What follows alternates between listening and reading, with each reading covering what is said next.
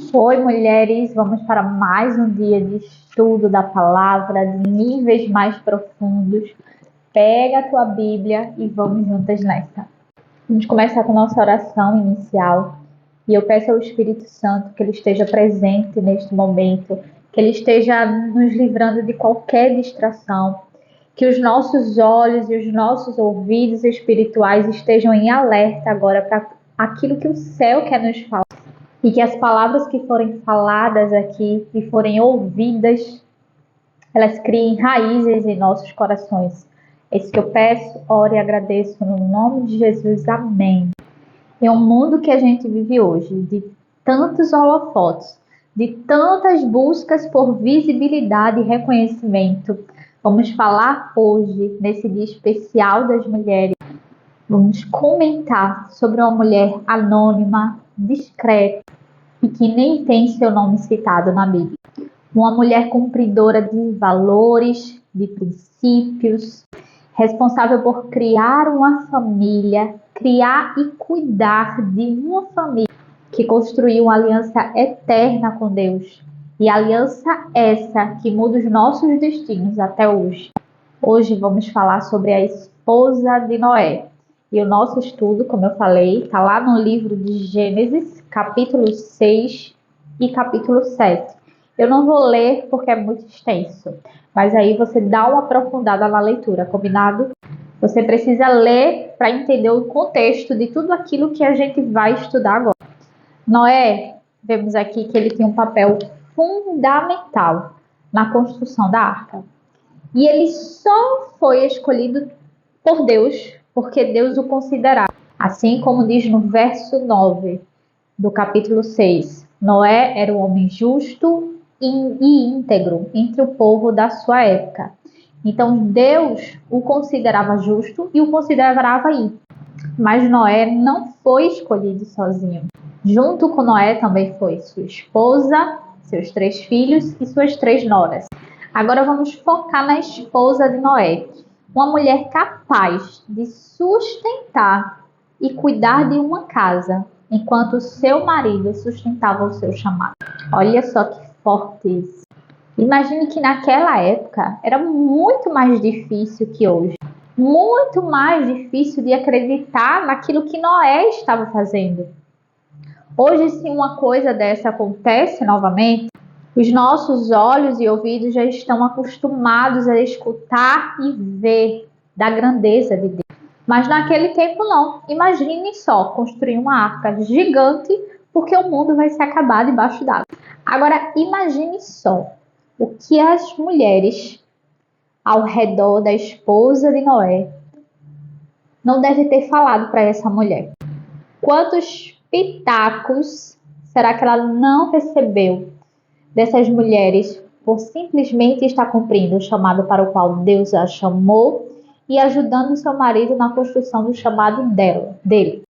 Ela deve ter escutado coisas como: seu marido está louco, coitada, ser casada com um homem louco desse, você deveria cair fora, porque esse homem não está batendo bem na cabeça, tem alguém mais normal lá fora para você, sai dessa enquanto tempo, você está acabando com a sua vida, você morando casada com esse homem que não funciona bem da cabeça, sua família vai sofrer as consequências.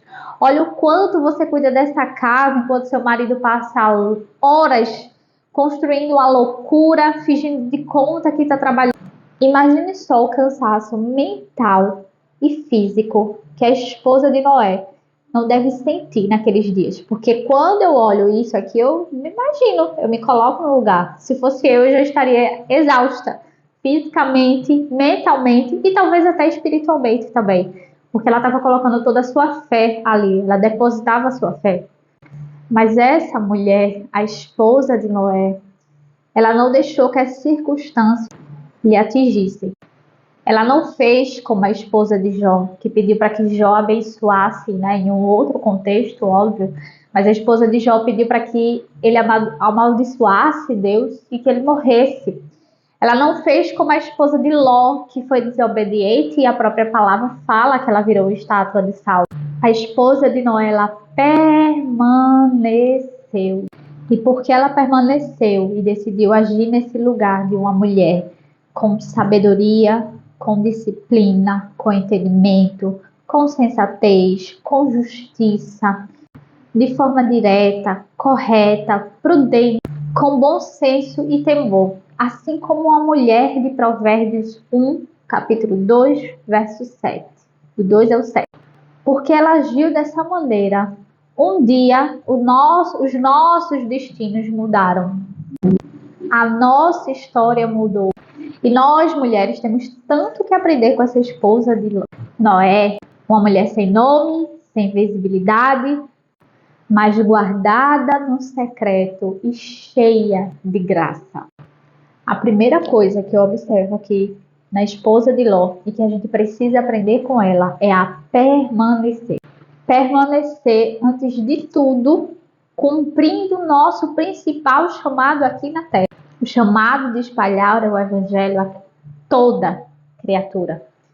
Esta mulher, a esposa de Noé, ela consegue nos evangelizar até os dias de hoje com o seu exemplo de vida.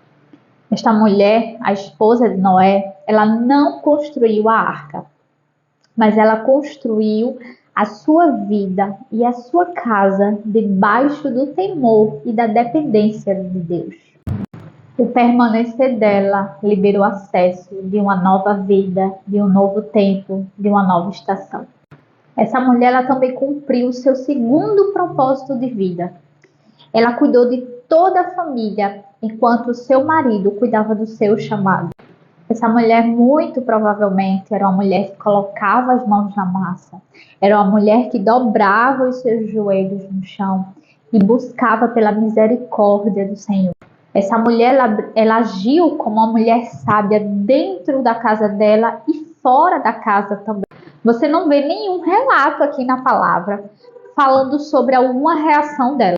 Então é muito provável que essa mulher, a esposa de Noé, ela tenha silenciado nos momentos de julgamentos.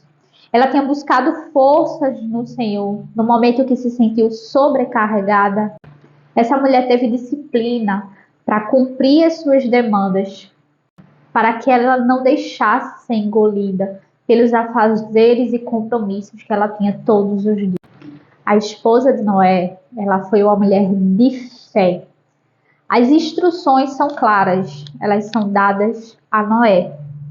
Mas esta mulher, ela decidiu confiar em Deus. A fé dessa mulher deve ter mudado todo o ambiente da casa dela. A fé dela deve ter liberado ainda mais poder do céu sobre o seu marido. E isso garantiu um lugar para sua família dentro da arca. Nós, mulheres, somos capazes de mudar os ambientes que frequentamos. Temos o mesmo poder, o de trazer luz e vida, ou de gerar escuridão e caos. Nós, mulheres, fomos criadas para o equilíbrio. Olha só, quantas lições. Eu só trouxe umas 4 aqui, né? Mas quantas lições essa mulher não tem para nos ensinar. Uma mulher que não tem um nome citado, uma mulher sem visibilidade, sem grandes feitos da Bíblia, mas uma mulher que vivia no secreto. Uma mulher que andava debaixo da graça, do favor e da misericórdia de Deus. Mulheres, chegou o tempo de voltarmos para o lugar de feminilidade, de fragilidade e delicadeza para o qual nós fomos criadas. Quando somos femininas, frágeis e delicadas, conseguimos manter um equilíbrio. Estamos perdendo isso, a nossa essência, querendo ocupar lugares que não são nossos. Noé tinha o seu chamado, mas a sua esposa tinha o seu. Éramos chamados diferentes, mas para o mesmo propósito. Eu quero que você entenda uma coisa. Trabalhar fora de casa não é um problema.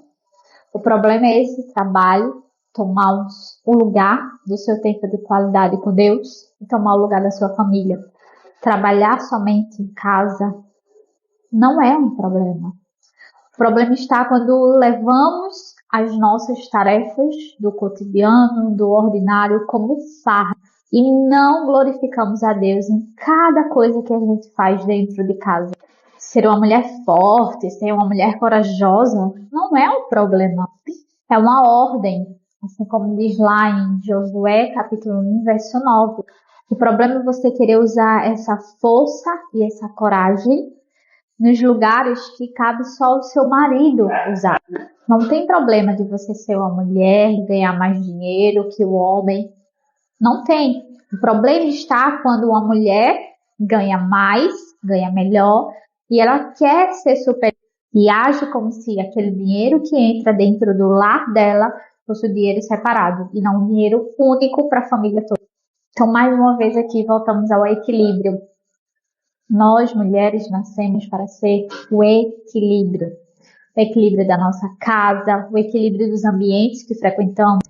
Mulher, comece a viver em equilíbrio, comece a desfrutar e viver verdadeiramente do seu propósito nesse lugar, nesse exato lugar onde o Senhor te colocou, seja fora, seja dentro, seja alguma mesa específica. Você é uma transformadora de ambientes. Use isso com muita sabedoria. Amém? E antes de orarmos, fazemos nossa oração final. Eu quero te dizer que você é uma mulher multiplicadora. Então, se essa mensagem aqui fez sentido para você, se esses dias, né, estamos no 4º dia, se esses dias têm sido, de alguma forma, dias que têm transformado a sua vida, convida uma outra amiga para viver isso junto com você também, para viver isso junto comigo, para viver isso junto com Deus principalmente. Vamos multiplicar, vamos espalhar a mensagem, o verdadeiro evangelho, a verdadeira mensagem para o qual fomos chamadas. Vamos fazer uma oração que está lá no Salmo 121. Eu vou falar aqui, vou mudar, né, a perspectiva da oração para o sentido de fazer para mim. E eu quero que você repita fazendo para você também, mas pega a tua Bíblia, acompanha a leitura, acompanha a oração com a tua Bíblia na mão. Levanto os meus olhos para os montes e pergunto, de onde vem o meu socorro? O meu socorro vem do Senhor, que fez os céus e a terra. Ele não permitirá que eu tropece. O meu protetor se manterá alerta. Sim, o protetor de Israel não dormirá. Ele está sempre alerta. O Senhor é o meu protetor. Como sombra me protege. Ele está à minha direita. De dia o sol não me ferirá, nem a lua de noite. O Senhor me protegerá de todo o mal. Protegerá a minha vida. O Senhor protegerá a minha saída e a minha chegada, desde agora e para sempre. Amém. Nos vemos amanhã. Cheiro para vocês.